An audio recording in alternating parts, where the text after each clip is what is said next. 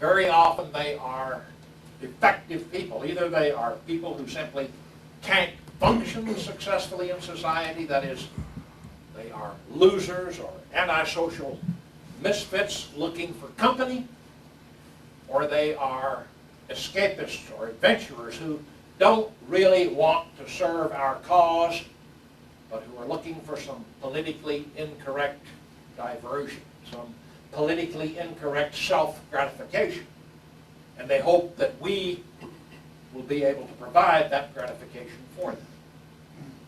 And that's the last thing in the world that we want to do. It's not just that these people who have the wrong motivations generally provide us with little benefit. They are poison to us because they drive away from us the people who really can be useful to us, the people who really can and will serve our cause. This is something that is obvious to many of the people that we want, but it took me a few years to learn the hard way to shun hobbyists, to have zero tolerance for people who like to dress up in uniforms and shout 1488 and give Roman salutes to TV cameras. And I suspect that there still are a few Alliance people who haven't yet developed zero tolerance for these freaks. And that's why I harp on the subject so often. Ultimately, we need many more people than we have now, but we need winners, not losers. If we begin tolerating the losers now for the sake of having more people, we never will get the winners. And then we ourselves will become losers.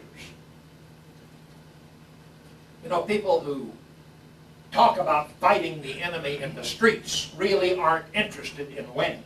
They just get a buzz from talking about fighting the enemy in the streets. Their talk is pure self-indulgence, pure hobbyism.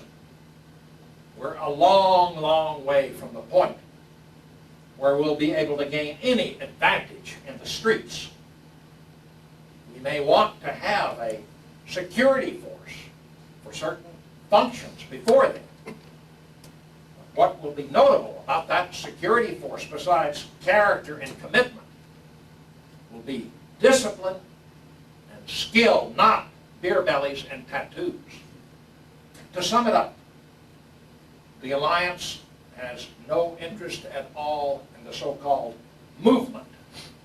We're not interested in uniting with the movement, and we're not interested in competing with the movement for members. If anything, we should be grateful that the movement is out there to soak up a lot of the freaks and weaklings who otherwise might find their way into the Alliance and make problems for us. In this regard, I was sorry to note that both Aryan nations and the Church of the Creator have, for all practical purposes, died within the last few weeks, because those groups used to be magnets for people that we prefer to avoid. We can only hope that 2 or 3 replacement groups will spring up to take the place of Aryan nations and the Church of the Creator and once again draw away from us some of the defective